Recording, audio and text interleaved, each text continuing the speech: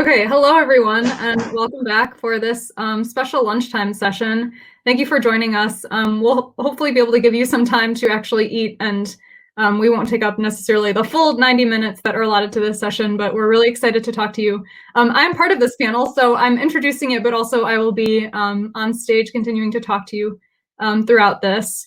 So our next presentation is a panel discussion by Friends of Illinois Nature Preserves, and I'm going to let Matt Evans take over. All right, thank you, Katie. Thank you all for being here at the Friends of the Illinois Nature Preserves Wild Things Forum. Please use the chat for questions as you have them. We will be monitoring the chat and are looking forward to answering questions periodically throughout the session. We thank you in advance for your patience with any presentation hiccups, although we expect things to run really smoothly thanks to the conference organizers that are doing such a great job. Thank you all. To start, let me share with you what a nature preserve is and what the difference is between that and other protected land to get everyone on the same page.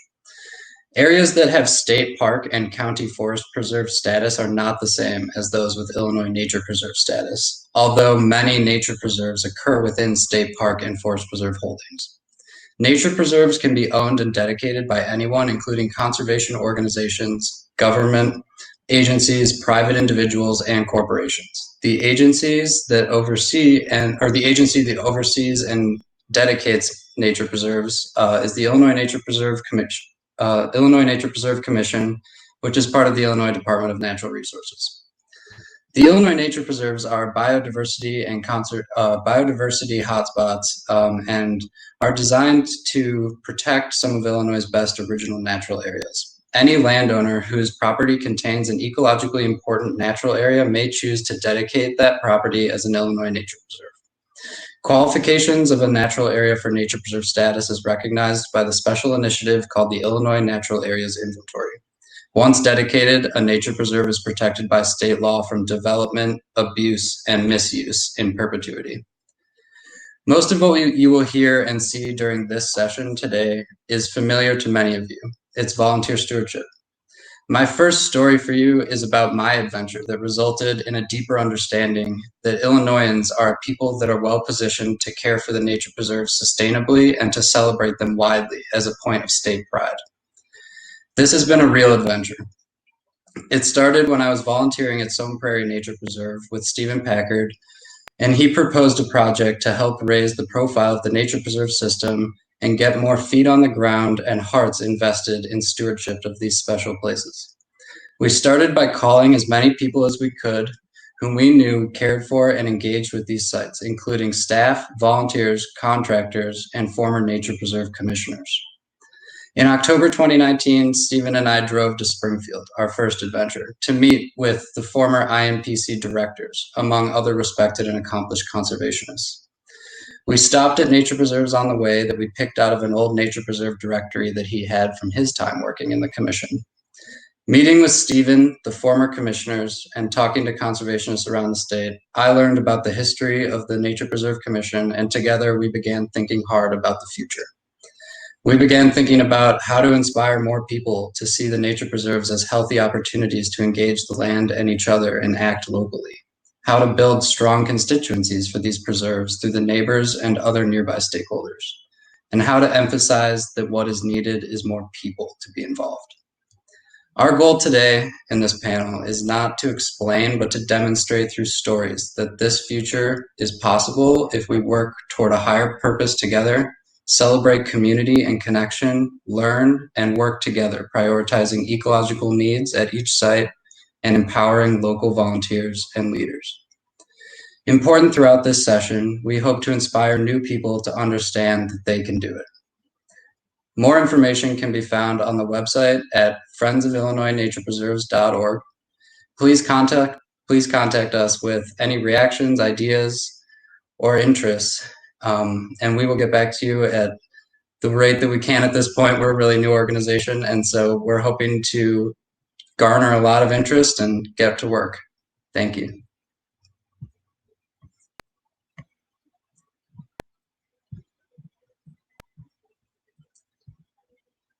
And we have a quick video. Yes, we'll be sharing a few videos now from Kim Roman, an INPC, Illinois Nature Preserves Commission field staff person. Also, actually, we're starting with a video from Matt, followed by Kim, and then we'll have a video from Floyd Catchpole, who's the former president of the Illinois Native Plant Society.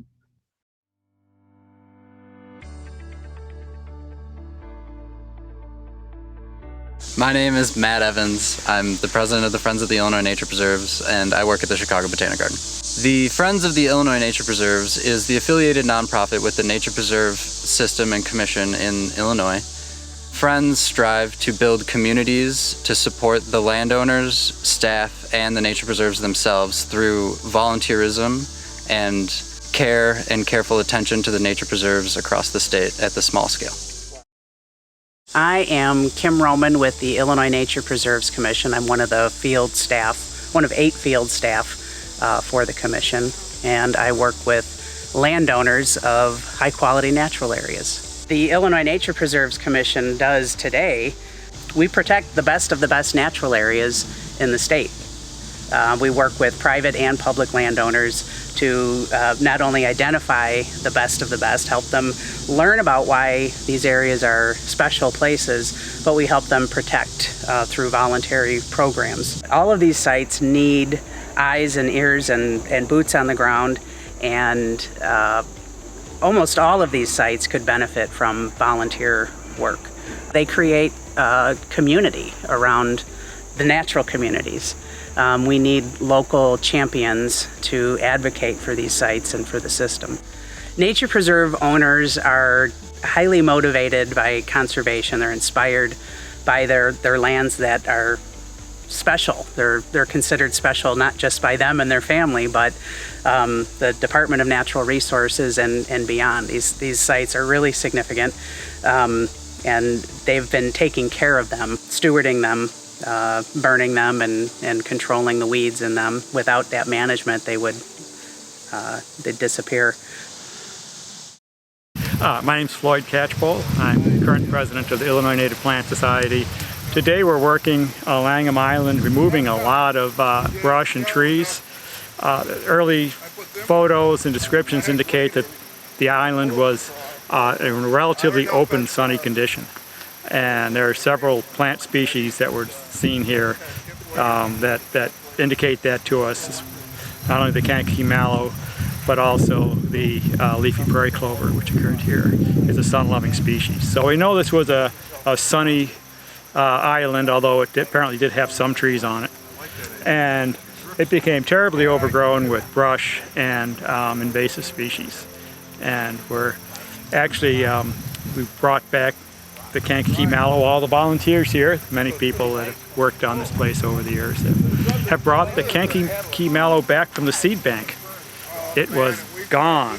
The Kankakee Chapter of the Illinois Native Plant Society was hosting the annual gathering of the Native Plant Society, and we had a field trip coming down the Kankakee River, and when they got here, everybody got out of their boats and went looking for the mallow and couldn't find a single one. So we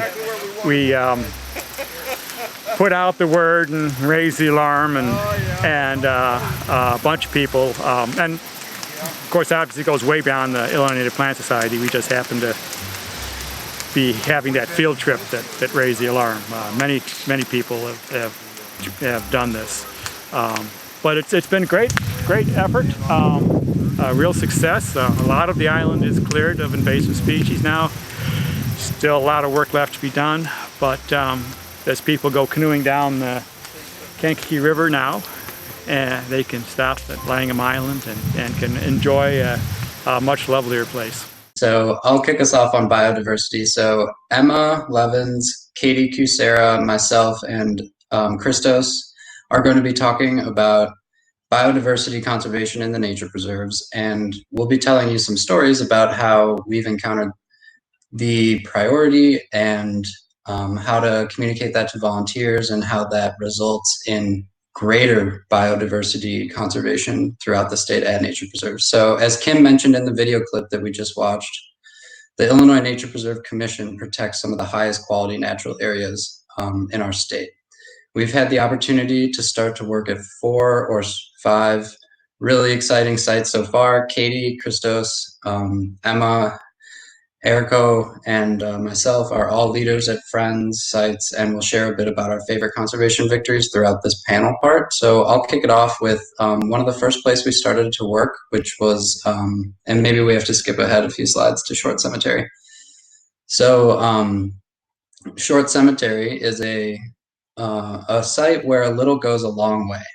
And at such a small site, many nature preserves are small sites. This one's an acre, so this is really small. But they're a good starting point for some groups and for some people. Short is a remnant sand prairie savanna in Grundy County, near the confluence of the Kankakee and Des Plaines rivers. The site is uncommon because people are buried here, of course, but this has been the only real major disturbance besides invasive species. So ecologically, the soil and the plants that have persisted there are very special, true remnants of the fabric of Illinois. And we were leading workdays there and quickly emerged were volunteers ready to take on a leadership role. One of them, in this photo, you can see Claire. She's a neighbor. She works in conservation and was present at our first workdays here. So Mike Campbell, another neighbor who works at the Dresden power plant, he's an engineer, and he heard about the work and started coming to workdays and eventually began recruiting coworkers who they all spent their whole winter safely removing shade from the prairie this winter. Mike is an example of who these preserves need across the state. Mike visits the preserve a lot and thinks hard about workday priorities and is working with the Coal City Game Club, a nearby neighbor, to recruit more volunteers and caretakers and to share the site with the local outdoor recreation club. I'm always excited when I encounter a remnant with a lot of lead plant, speaking of biodiversity. And the last exciting thing about Short is that volunteers collected seeds for maybe the first time ever in the history of the site and moved them to areas where shade had killed off the prairie. And so slowly reclaiming the shaded areas via the work of Mike and other volunteers who are starting to build a group around Short Cemetery, and nearby is Goose Lake Prairie. So just a couple minutes down the road is the biggest and most expansive nature preserve in the state. And then I also want to talk to you about another preserve that we're working on, which is Middle Fork Savanna.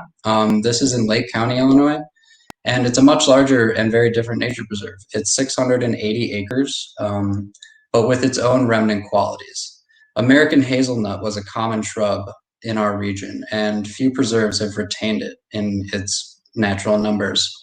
And that's mostly due to non-native invasive shrubs like European buckthorn and Tartarian honeysuckle and Japanese honeysuckle. And so hazel is abundant at Middle Fork, and the open landscape gives the visitors and volunteers a view and feel that represents the open expanses of savanna and prairie and marsh that Illinois biodiversity evolved in and feels most at home at. And Lake County Forest Preserve staffer Kelly Schultz is pictured in one of these photos showing Friends volunteers the features of a particular sunflower while out seed collecting. So the collaborations with staff like Kim and Kelly have been a very important part of the Friends and will continue to be as we move forward. So the volunteers partnering with staff and other conservationists across the state is the model for the Friends and a way to get these nature preserves cared for the future. Hey everyone, I'm Christos. I'm a volunteer with the North Branch Restoration Project and also now with the Friends since March of last year. And I'm the coordinator for the Old Plank Road Prairies, as Katie just said. We got our start at the prairie at Old Plank Road just in October. So a little bit about the site. It's a 13-acre nature preserve, and that's us burning it in October, with 2 acres of grade A and 10 acres of somewhat disturbed prairies. And like I said, I've only seen it since October, but from the things that we've seen, like Liebherg's panic grass a lot, prairie gentians, rough white lettuce, I'm very excited to see it in the growing season. And putting together this burn really was an inspiration for me. I helped organize it together with Bill Fath from the Orland Grassland Volunteer group, who have been taking care of this nature preserve for I think the last 20 years, or maybe not that long, last 10 years. And they've done a terrific job, but it needs, as all of our nature preserves and all of our natural areas need, a lot more work and a lot more love. So yeah, it's just been a tremendous experience helping to get this group off the ground. And that's me burning there, and it was just a terrific day. And I hope to have many more like it and see what the results of that work are like. So if you'd like to join us at some point, I think we'll be sharing the email address, and we also have a Facebook group. So yeah, that's my thing about the Old Plank Road Prairies. So I have been working with site stewards and coordinating efforts at Somme Prairie Nature Preserve. It is a nature preserve in Northbrook, Illinois, 70 acres of prairie, but a really unique opportunity that we had at this nature preserve this past year was that about 20 acres of mostly mature trees were removed from the site to ultimately fully restore the full 70 acres back to prairie. So the Friends stepped in to give some support to the site stewards. And the first thing we really initiated there to help out, especially at these 20 acres, was we really started going strong on a seed collecting effort. So Somme Prairie is fortunate to be part of the North Branch Restoration Project, where there are other prairie sites, and is right next to Somme Prairie Grove, which is a new nature preserve that also has prairie. So we led a lot of seed collecting initiative throughout the summer, collecting as many prairie seeds as we could. And we ended up collecting hundreds of gallons of rare and wonderful and beautiful prairie seed to put on these newly cleared 20 acres, and also to help the higher quality remnant acres of the site. So another initiative that we started helping the site stewards with was small brush control. 70 acres is a large area, and brush in a prairie is not good, and brush can be very persistent. So we were happy to step in and also do some additional small brush control to help these acres. And we're really excited to continue to see how our seeding is going. With all the seeds we collected, we were able to sow them this fall before a lot of the snow came down. So we're excited to see kind of what happens in this newly cleared area and help it stay on the good trajectory towards becoming a really high quality prairie again. I've also been helping out a lot at Somme Prairie. Katie and the stewards from the North Branch, Laurel Ross and Lisa Musgrave, who've been the longtime stewards there, and it's been really great working together with them. And one of the best experiences I've had with this group has been hand-pollinating Eastern Prairie White-Fringed Orchid, which is a federally endangered plant. It's decreasing all over its range. And it's a huge success story at Somme Prairie and Somme Prairie Grove, mainly due to the work of Lisa and the volunteers that she's organized. Yeah, I think we're going to have some pictures of this beautiful plant. But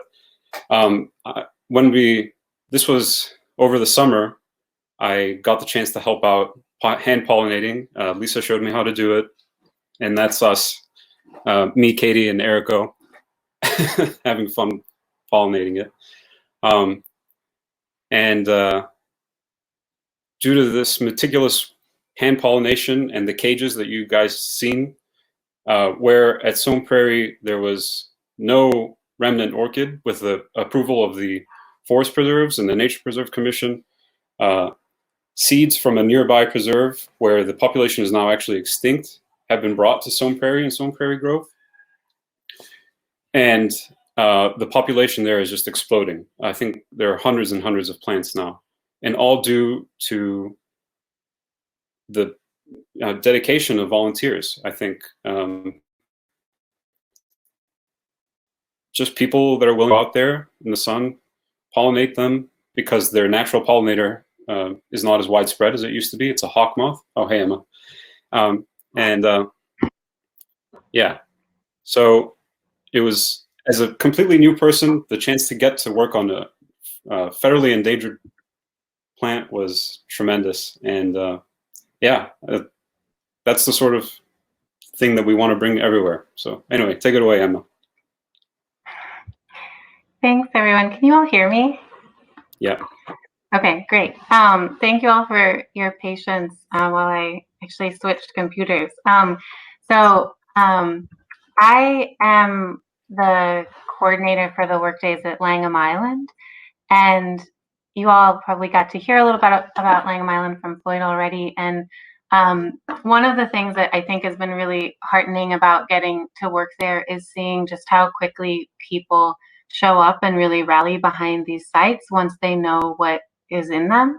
And a few months ago, we had an article in the Kankakee Daily Journal about the work that we've been doing. And in response to it, there were dozens of people who right away emailed us and said, we're really eager to help. And a lot of those people even said, I've lived in this area all my life and I didn't know this was there. So what can I do about it? And I think that has really demonstrated how quickly people respond and how much people really want to work on biodiversity conservation once they learn a little bit about what's there. So Langham Island is, as a lot of people know, the only natural home of the Kankakee mallow remaining. And so the future of this species really depends on the care of this site.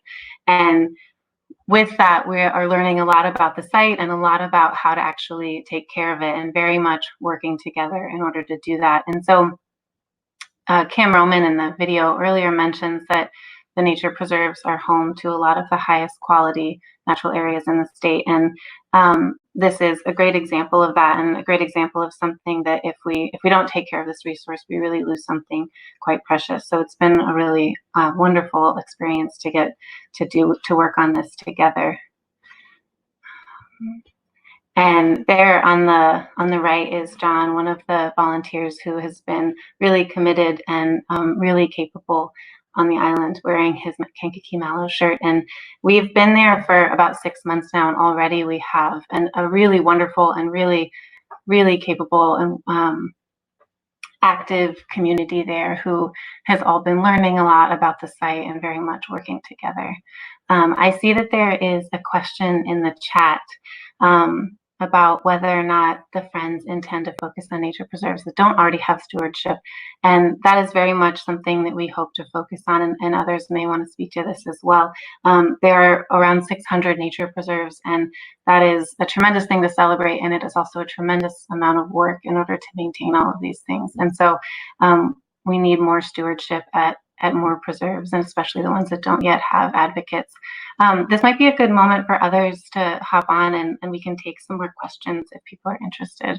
This photo is one of the work days we had back in September, where we got on the island, and we usually go out there and then are there for the morning and then have lunch out there and stay for a bit, since it is a bit of a commute to cross the river. Pete Jackson, I can see your genetic variation question here. Is the Kankakee mallow at risk due to limited genetic exchange opportunities? I can't answer that, but I would assume that it is, because it is an isolated population that has very low numbers and has for a long time. But I can't tell you for certain. So maybe there's future research in there. So yeah. You done, Matt? Yes, go Christos. So the question that Emma answered earlier, there was another part to it, which was, is the scope all nature preserves? And how do we intend on working together with partners that are already stewarding nature preserves? And our answer is that, yes, we want to work on all nature preserves. We want to help support and foster the care for all nature preserves. And if there's groups that are already doing that, that's absolutely fantastic. And what we want to do is support them in whatever way we can, whether that means helping to get more volunteers or just generally finding creative solutions to whatever problems they have. For example, I mentioned Old Plank Road has long had a volunteer program, most recently from the Orland Grassland Volunteers, who've done a tremendous job. But the challenges are just so immense, and it's such a worthy site that, you know, we'd like to get as many more people and start a group there that could be a force for all nature in the area in southern Cook County. So, All nature preserves. Do you want to take one more question and then, yeah, go on to the next panel? Go ahead, Emma. Oh, I was just going to say, I saw another one of the questions is, I think, which goes well with that, which is what's the relationship between this organization and the groups that are already on the ground at many of the nature preserves? And I think part of the answer to that is just supporting one another in learning and sharing ideas and sharing practices. I think we hope to be part of the conservation community around the state, and that is very much something that will require collaboration and just co-learning together. And a lot of really great stewardship communities already have learned a lot and specialize in different areas of the states or different types of communities. And we very much hope that we can be a partner in learning about that and implementing good conservation practices. Thanks, Emma. We would love to get to more of your questions. We are going to move on to our next panel, and we'll keep your questions in mind. My name is Rob Solsky. I'm a steward of the Glenbrook North High School Nature Preserve. As far as I know, there's only like 3 places. Well, there's no place on earth like this, but there's only 3 places that are this high quality that are actually our virgin remnants. This nature preserve has connected others to nature because, well, first of all, it's owned by the high school. So when in the midst of restoration work and in planting restored areas, I invoked the students in the science clubs and in the environmental clubs to come out and collect seed, to help with the plant plugs. I used to come out with an auger and flags, and I just auger holes around flags and bring the plant plugs, and they'd plant them for me. So that occurred for about 10 years in a row. So a lot of people got exposure to this area through that sort of work. Hey, wonderful. Hi, Wild Things community. It's so good to be here with you. I'm Eriko Kojima. I'm a volunteer that's a volunteer leader that's serving with the Friends of Illinois Nature Preserves. And I've been involved for probably around 5 years as a volunteer at the North Branch Restoration Project in the Cook County Forest Preserves and at various Illinois Nature Preserves and at some other stewardship sites, particularly in Cook County. Rebeccah, you want to introduce yourself? Hi, I'm Rebeccah, and I'm a volunteer zone steward at SOAM, and I've also recently gotten involved with the Friends, and I'm just excited to be part of this volunteer community. Great. So let me get started on this topic of education. And education, you may have different thoughts about what that is, but in this context, it's very different than, taking classes and going to school and getting degrees and stuff. It's very democratic. It's very wide open. One of the keys, I feel, to developing a vibrant and effective conservation community is to foster a culture of learning. So, Rebeccah, Christos, Emma, and I think are going to be on here to share a little bit about about things, about this matter of this learning culture, how we first encountered that culture of learning. And I hope that through what we say, you can kind of read between the lines, glean insights on how we work to nurture that all the time. Stories are powerful, and I just want to share mine because it might illustrate a philosophy of collaborative learning, where learning and doing the work, the stewardship work and restoration work, are meshed together with volunteers organically arising to take leadership. So I'm like exhibit A, I guess. I remember vividly my very first stewardship work day, which was a beautiful green, hot and humid day in July, like some of these pictures that you're seeing. I just, on that very first day, I learned a lot just by listening to other volunteers who were engaging in conversations. Some of them were experienced volunteers that were talking about aspects of ecological restorations and stewardship. And, at that time, on that day, I just didn't know a thing, about it at all. But I could take it in at wherever I was at. So they were talking about plants, where they grew. I can catch snippets here and there as I was doing my little task. But it was just a whole new world. And it was just so exciting to me because they were talking about plants. And I love plants, ever since I was a kid. But I didn't know much about, the native plants of Chicago, not at all. So, but the months went on and I just kept coming to work days because I was just so excited to be participating. And at that time, because I started in July, it was seed collecting. So it was week after week, seed collecting. I was also, drawn not just to that wonderful tactile and kinetic activity and just out in fresh air, and I just was drawn also to the kindness and generosity, the generosity of spirit of the other volunteers that I was serving with. And I was just learning so much. I just felt like I was being of service to nature. And one day I was asked to come to a planning meeting where volunteers were talking about how we're going to get enough seeds to plant, where so much brush was getting cut by this wonderful community of people. And I had no idea, that what they were talking about. Actually, I was just sitting in this circle with people and they were tossing around unfamiliar terms to me, seed mixes, mesic woods, wet music woods, wet woods, what were they talking about? They were talking about this will be the year to end erosion on our books. And well, I didn't know much, but I found myself slowly raising my hand and saying, oh, maybe I can help. I could be just a little helper. And I showed up, and that fall, lo and behold, I found myself looking at plant names and making seed mix lists and, writing down the species names. And before I knew it, I was kind of in charge of the seeds program. And boy, did my learning curve take a really sharp turn. So I don't know, that's just a story, a personal story. And maybe it's time for me to stop talking and pass the baton over to Rebeccah to share her thoughts about this idea of learning. Yeah, thank you, Eriko.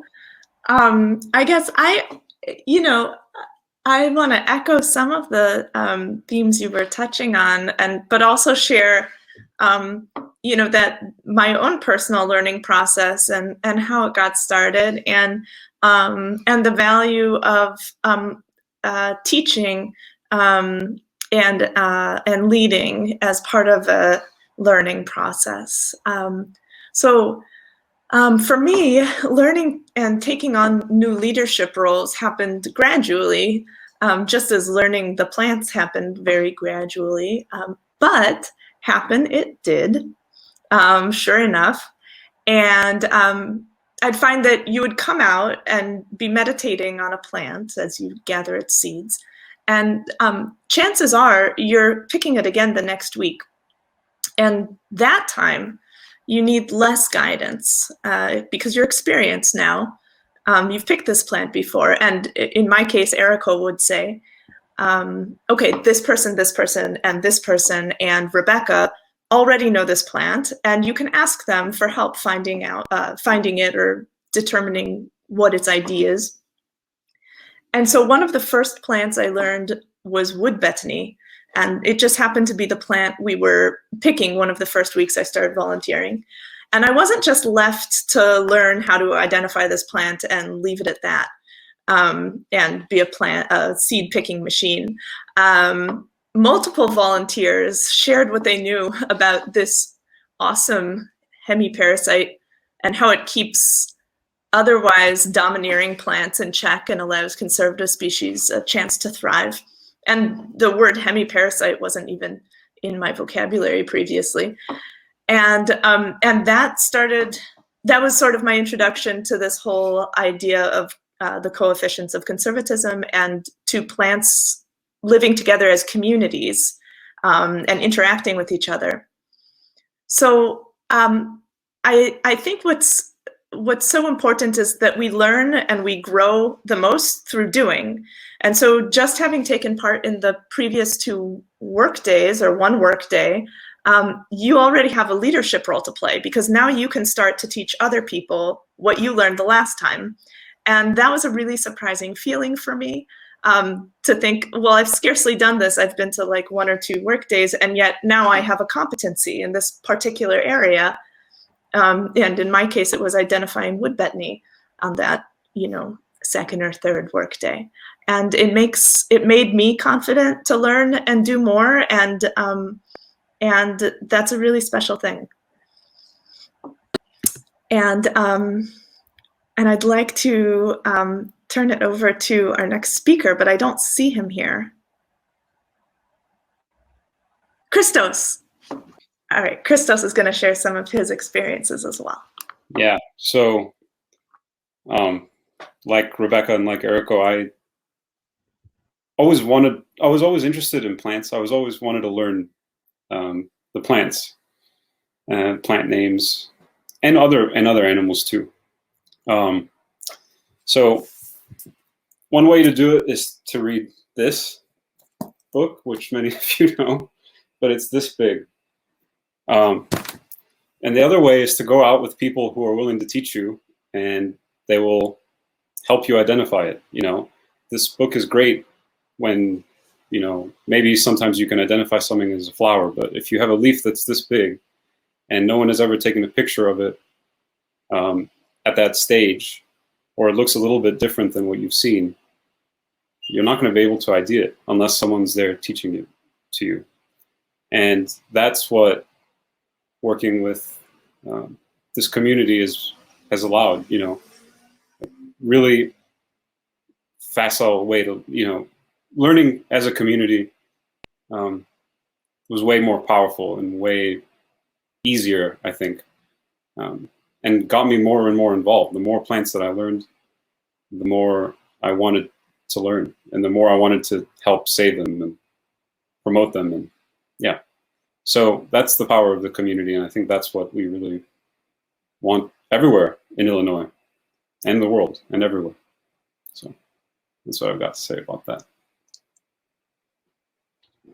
I think what I have to say about that is largely echoing what Eriko, Rebeccah, and Christos said. I think having a philosophy and a practice of learning together every time we're working together is really valuable, and also just really fun to show up to. And I know Rebeccah and I have talked a lot about the sort of tuning of your senses that happens the more time you spend in a preserve, and how you learn the plants and you learn the animals and you learn the communities and how these things sort of fit together, and as much as we know about how they interact with each other. And then there's also sort of learning how to just see all of it and hear all of it, and what there is to hear and see, and the sort of sensory experience of that. And there was one day over the winter when a few of us went out to seed in Soane Prairie, and we had thought a lot over the season about what seeds to go in those mixes and where to put those seeds. And when we got out, we found that there was snow on the ground, and the top layer of the snow had like turned into a really icy sheet. And so if we were to seed, the seeds would actually like blow away a little bit. And so what we ended up doing was like stomping through the snow to break it up on the areas that we wanted to seed, and then seeding into those spots.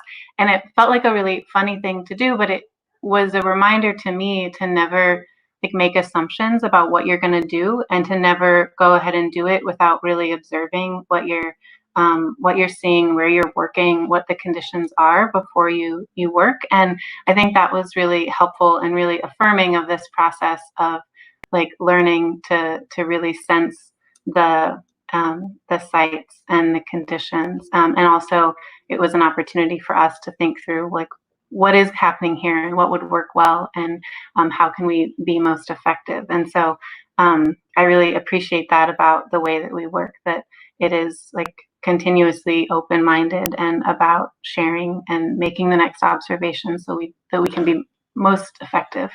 So I think we'll take a few more questions from the chat now. What kind of relationship does Friends of Illinois Nature Preserves have with the Illinois Nature Preserves Commission? A good one. We have met with the commissioners, the former directors of the commission, in the Springfield story I told you at the beginning of this forum, and we met with them to ask if they thought this was a good idea, and they said yes, and told us how they might go about doing it. And so the former directors had a lot of say in the beginning of this whole endeavor. And since then, we have taken every opportunity we can to engage with the commission.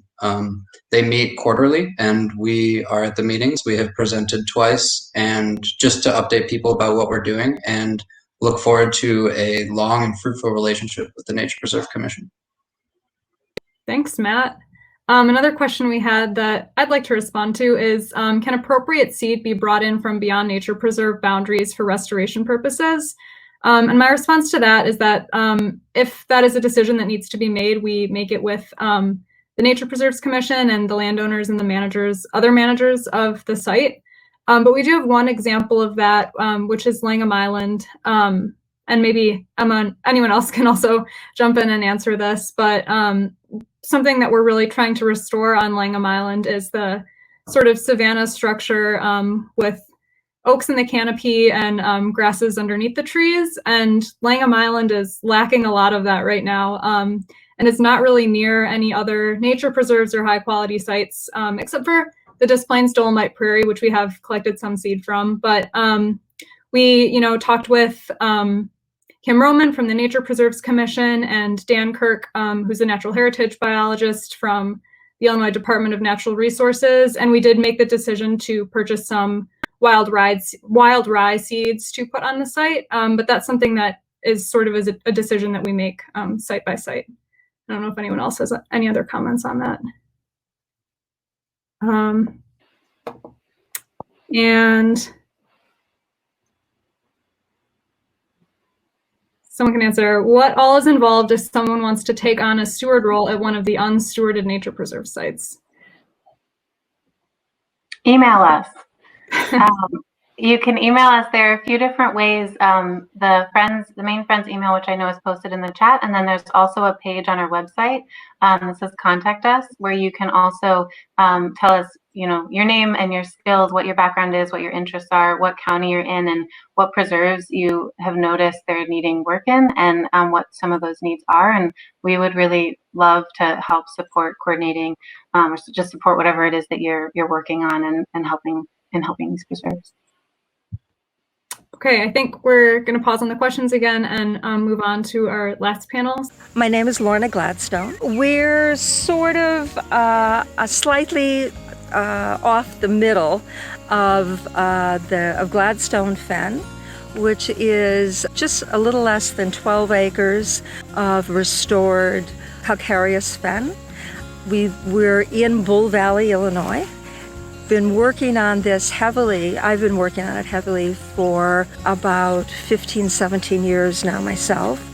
And before then, a little work had been done on it, but not much. The way this started was I grew up in McHenry, and for various family reasons, my parents decided they wanted to move, and they found this property in Bull Valley. And at that point, you couldn't purchase fewer than 15 acres. It was zoned for 15 acres. And so my mother was very interested in birds and in wildflowers. And when they got here, she started looking at the wildflowers and couldn't identify any of them. So they met somebody at the Field Museum who came out for lunch and a walk and said, I don't know what any of these are. My parents had actually been very early members of Nature Conservancy and believed very much in, although they didn't understand what we understand today, were very much believed in land protection. And one of the things I grew up with and my brother grew up with was this sense that the land is important. You know, different from, but alike in many ways, of what somebody who grows up on a farm feels. They understand the land. And as I got older and understood more and more about this land, I'm in love with it. Volunteers are crucial to all of these places. Without volunteers, the work cannot be done. They don't have to know anything. They're the people who are going to take those branches, take those limbs that have been cut up by the guys, and drag them to a burn pile. And without those volunteers, you cannot clear any place. You get even people who have never been in an area like this. If they volunteer to come and help with seed, everybody feels some sort of connection to the land. It's almost like something ancient in you is scratched and comes alive for a moment in that act of collecting seed. And this place means more to me than almost anything in my life. It just grows on you. And I think the people who work in this business all get, I'm not in the business, I'm just an owner, but all the people who work and regularly volunteer get that kind of feeling of the importance and the life that goes on here.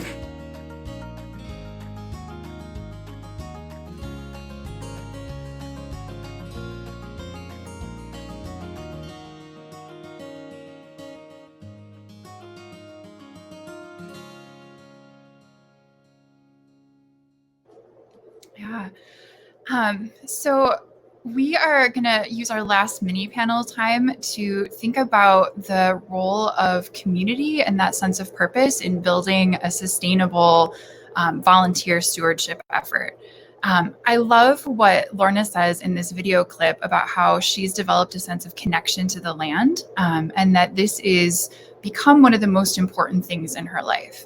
I think it's hard to overstate how powerful it is to feel that you are part of something bigger than yourself, that you are contributing to work that matters profoundly, to have a shared sense of purpose with the people around you. I think a lot of people are looking for that in their lives in some way. And so when volunteers come to a work day and they experience it, it's really powerful and they come back. For me personally, when we are out working at a site or circling up to start a work day, or we're studying a location and thinking about it, I'm usually just kind of hanging back, looking around, filled with this sense of amazement and gratitude that I get to be there, that I get to be part of such important work. I just stumbled into ecological restoration completely by accident while I was looking for something to do one weekend. And now, like Lorna says, it has become one of the most important things in my life. And I am just so grateful that I get to be part of such a great team, that I get to learn from such extraordinary leaders. That's me hugging a tree. And for me, like, this project feels like it's part of a life's work. It's the kind of thing where I can, if what I can do in my life is to make this little patch of woods healthier and happier, I could look back on that life with satisfaction and with gladness. And if I get to teach some people how to do restoration work and get them excited about it too, like, what extraordinary good fortune. And so when I lead a workday, I try to invite volunteers into that sense of purpose. Try to talk about what makes that particular location special, why we decided to prioritize working there, and how the volunteers' work is going to directly help that place. What that sedge meadow is going to look like bathed in sunlight in the spring because of the work that they've done today. And hopefully in that way, invite them into a sense of the importance of what they're doing, and invite them into a sense of agency, that they have already come and contributed, and that they are invited to continue to return and continue to pitch in whatever ways they feel able.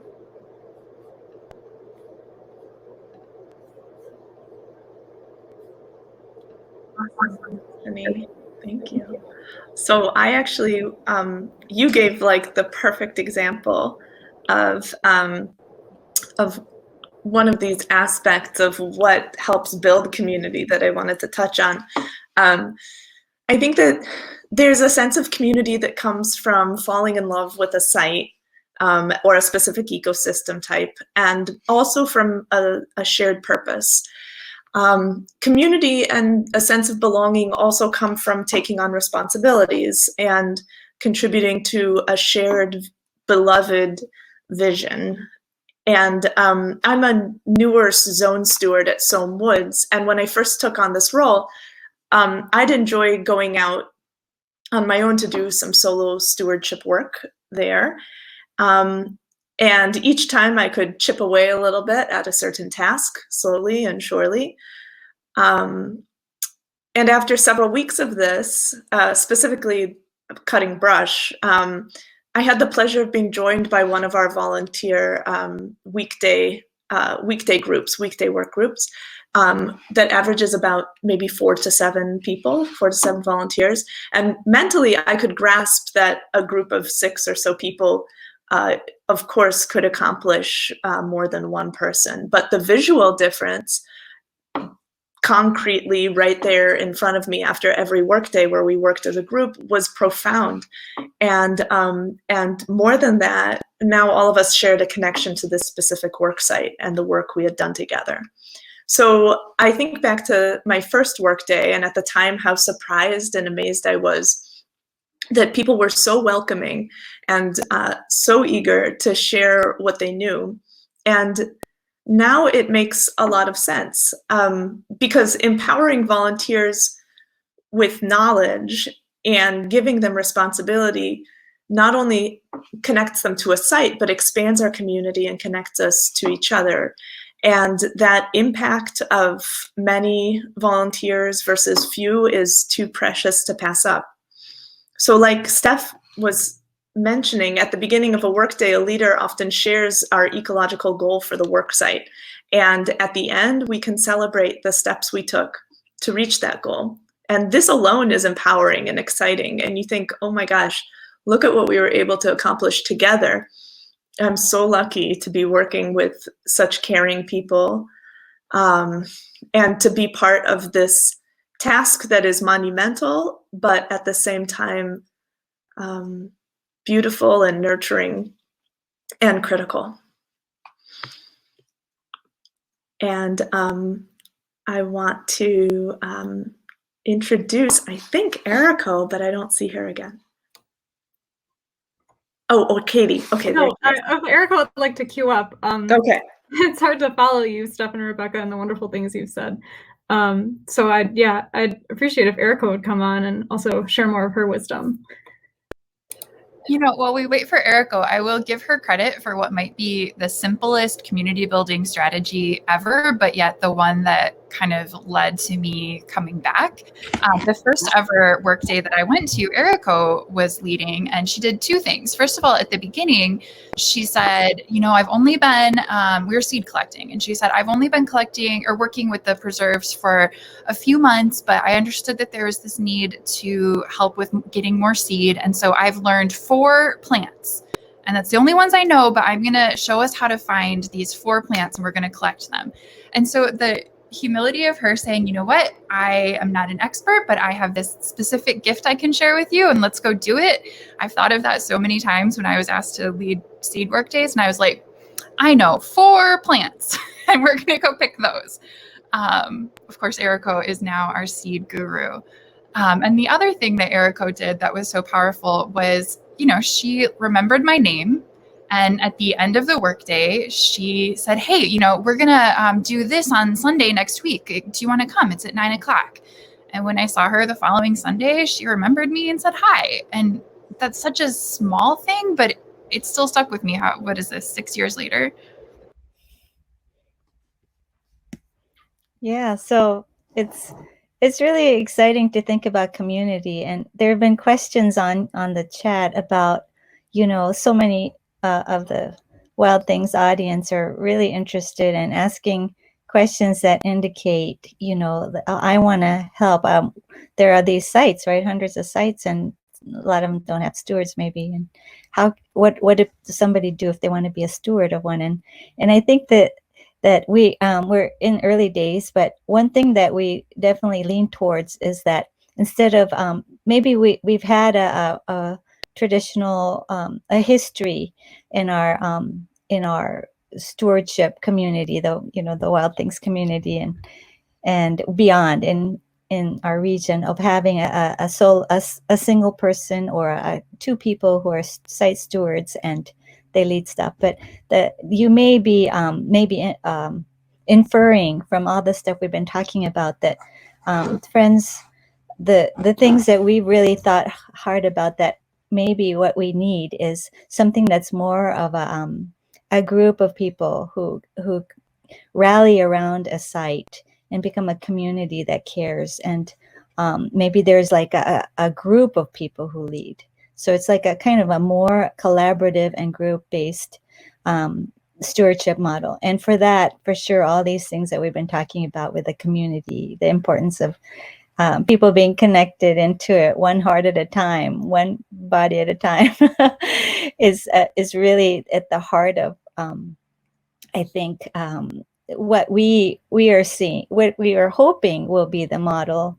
And I think that things will evolve a lot, because it's sometimes when you start something new, it's really exciting because we want lots and lots of people to be involved in this. And it's overlapping communities around a single nature preserve, around like a locality or a county maybe, or a region in Illinois, and the whole state of people. So I don't know, I sort of kind of went way out beyond the specific wonderful stuff that you guys have been talking about.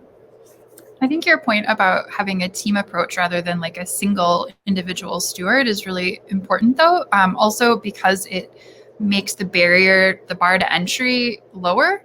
You don't have to become an expert in order to take a stewardship role in the work. You don't have to have every single weekend available to lead work days. You can have a team of people who can all pitch in together and work together to get a work day done, or cover this weekend because you're out of town that weekend, and it can lead to a robust effort at that site without being too burdensome on any one person. Yeah, so this is like, it goes, it's sort of like one of those, like when you're using binoculars and you're like trying to focus in and out to get into something close by, and then to get the longer view.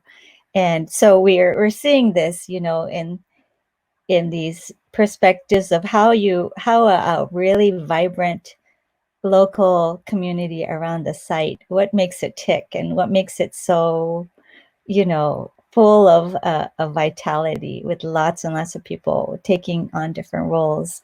And then we then take our binoculars and want to focus on something really like a very vast landscape of Illinois. And like, there's this one question in here of, I would guess that the nature preserves most in need of help tend to be located outside of the Wild Things region, the Chicago region. First, is that true? Second, is Friends in a position yet to be paying attention to those downstate preserves? And I think the answer is definitely yes. And it's a new organization, but I think that all of you in the audience that are really listening to this, going, yeah, this sounds so great, and we go, Friends. Well, I think this is not just the people who you're seeing on the screen. Don't limit your conception of Friends to just be the people that you're seeing here. Friends should be really big, right? It should be all of you guys, any of you guys that are listening to this right now. And you all probably have so much that we don't have, that different talents and different things. And for that matter, most of us are kind of the Wild Things community is more in this region, but there's lots of people out that we don't even know yet that are going to play wonderful roles. And I don't think we should limit our vision our vision should be vast. It should cover the entire state. So I don't want to say, oh, we're not ready yet or something. We are definitely ready to be paying attention to the entire state. So that's what I want to say about community.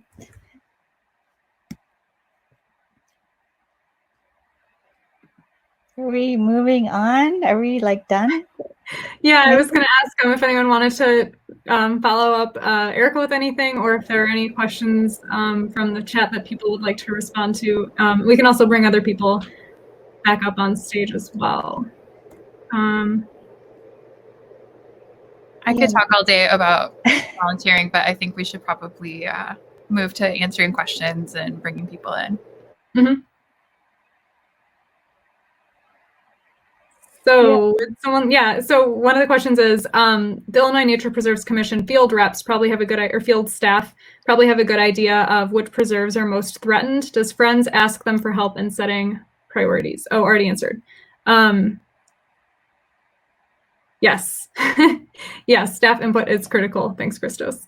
Are there any other questions that I might have missed? I'm not paying close attention to the chat.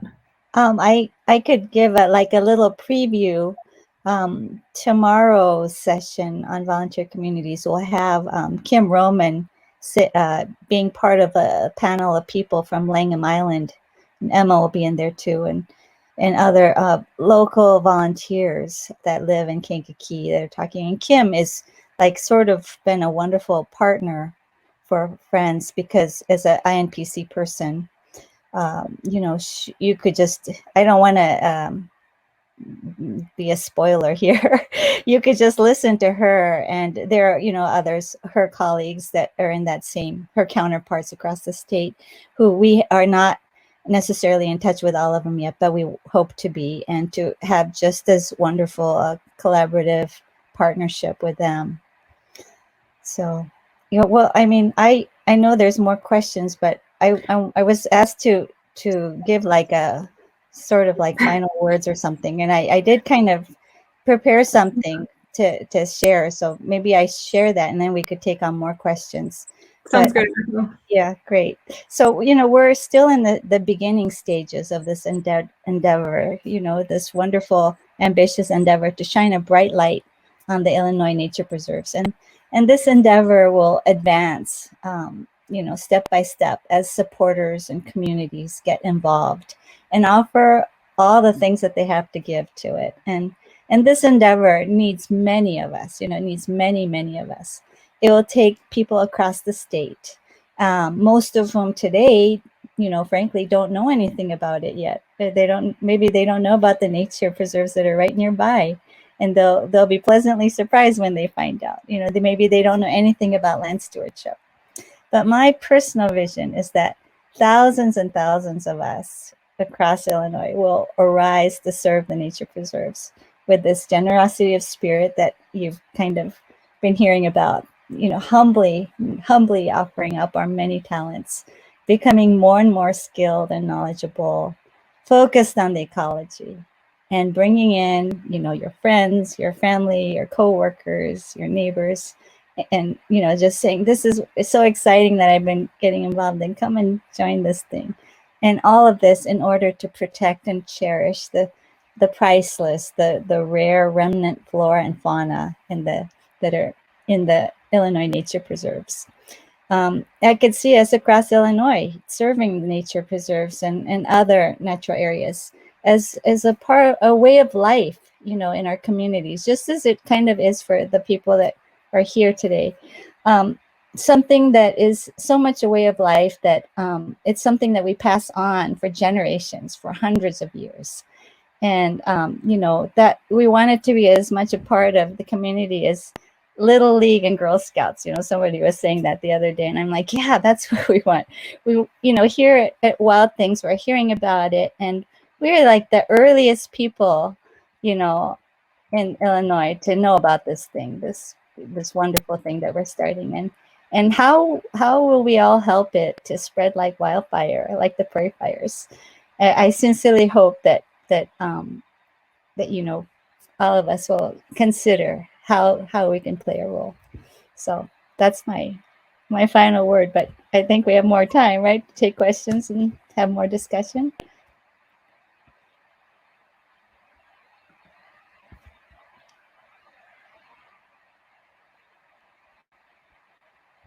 And I can bring one more person back up on stage now. Yeah, we'll answer a couple more questions. We do have about 15 more minutes left in our time slot. So if there are more questions on the stage that we can answer. But a couple that have been brought up are, what do we learn from Native Americans about these sites? Well, they need to be burned, most of them. I think that was one huge thing. Sure. What's that? Oh, no, go ahead. Go ahead. Thinking about that is like one big inspiration for me, actually. The connection with the land that Lorna was talking about, and thinking about the stewards that were always here, for thousands and thousands of years. And, in some ways, all of these landscapes that we inherit today are from their work, and it's something that by doing this stewardship, we're honoring in some way, is how I feel about it.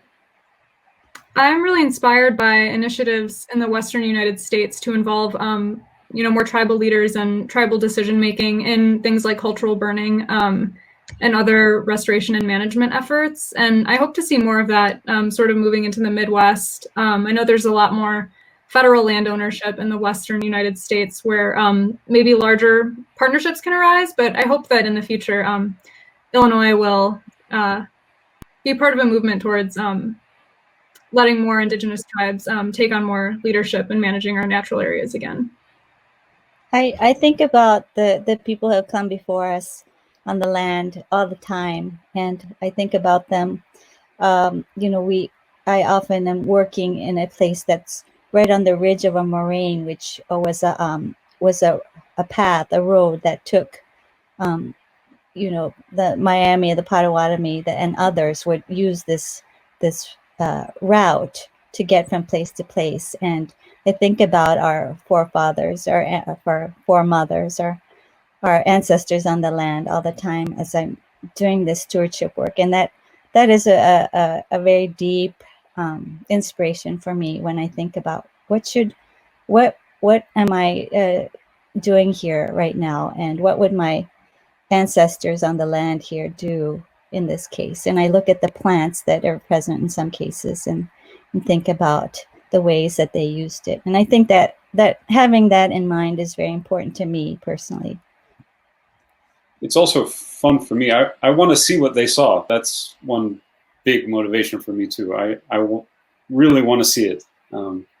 And here we have to really work on it to see that. And that's part of what makes it so rewarding. Another question that we had was, could this group support preserves by doing floristic monitoring?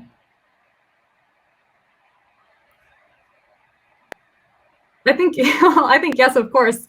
It's really hard for the nature preserve staff people and for other people who work and own nature preserves to get to over 600 of them every year. And I think going to a lot of these sites that haven't been visited, they need more monitoring, and we need to know kind of what's going on there over time. And many of them could probably use an updated floristic inventory of what's there. And like I said, could use continuous monitoring over time. Definitely. Yeah. I was just gonna say that that capacity building is very important. Probably the people on the screen, we as volunteers have learned how to do floristic monitoring, and we do that in the primary sites where we have stewardship responsibility. And I'm pretty confident that we'll be able to enlist the help of those who have the capacity to help newer people who are going to be on the ground committed to taking care of the sites. And I think the Friends will facilitate that process. And I think one of the things that, not to bring us back to the former directors in Springfield in October 2019, but part of the part of the way that everyone agreed the Friends would work is if people around the state awaken in a way that is organic from their areas. And so can the Friends help teach other people about floristics assessments and nature preserves? Yes, but we're not aiming to have a group of people that go around the state and do floristic surveys to say this nature preserve needs this and this one needs that. The goal is to build from every corner of the state people who want to survey vegetation and say, think about it hard. Yeah, I just wanted to add that part. And thank you, Matt. That's a very good point. And to build the constituency that would push for that sort of thing, and inspire people who really want to do it to do it. I don't think that anyone would ever say no. Oh, I want to monitor something. Would say no to that person, or anyone would say no to that person. Right, absolutely. I think that this kind of thing is very important because we want to be focused on the ecology, and yet we're saying we want to raise up regular folks to arise this service. And you know, I'm an example of a person who didn't know anything, but I can do that kind of stuff now. So again, it's a matter of capacity building at the local level across the state. And this is a very interesting topic to me of how do we do that? And you know, again, so Friends has to expand to get a lot more people involved across the state, people who are willing to do that, to serve in all these capacities of whether it be to be a mentor or an expert that could be called upon to do training, or people, you know, people who are good at organizing these kinds of things. Can I take a shot at Barbara's question about a nature preserve director and why I keep referring to the former directors of the Nature Preserve Commission? There have been 4 directors of the Nature Preserve Commission over its history so far. That in the last 5 years, budget complications and other complicated DNR scenarios have led to an absence for 4 or almost 5 years. And recently, the position has been filled by a acting director who the Friends and everyone around the state are really excited to work with in conservation of the nature preserves. And, you know, I know everybody is excited about that position being filled again. So Barbara, I hope that answers your question about why I keep referring to the former commission directors. It's because we met with those people because they were directors for the commission for several year terms and had a huge influence and really oversaw the commission and the preservations and dedications. And so when Stephen and I were discussing early on about who we should be talking to about what we should do about helping nature preserves, the former directors, because there was not a sitting director at the time or an acting director at the time, were the first people we headed to.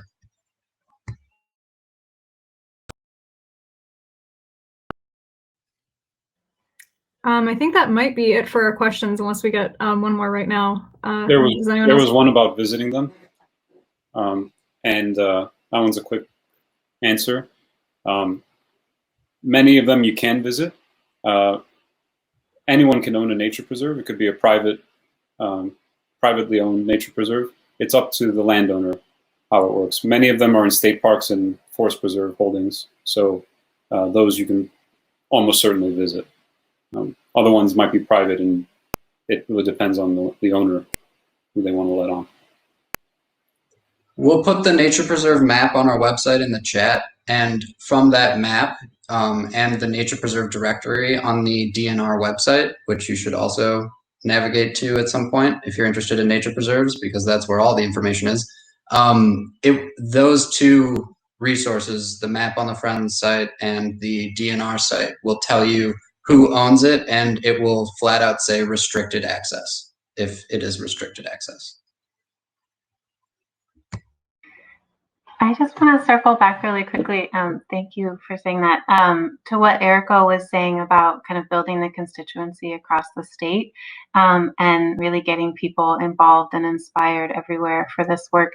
And I think one of the facets of that is really helping people see that the natural heritage that is housed in these nature preserves sort of belongs to everyone and is shared by everyone, even though some of them are restricted right now. And we're not able to actually get onto them. A lot of them are accessible, and a lot of them are open to having more support there. And I know at Langham Island, there is someone who is came to a workday and then has been at almost every workday since. And they recently commented that they didn't know there was a plant named after their place. And so I think that illustrates how much they really came to see that preserve as like theirs, not in a possessive sense, but in an affectionate sense. And I think that doing that, helping people see that across the state is really key to building this support.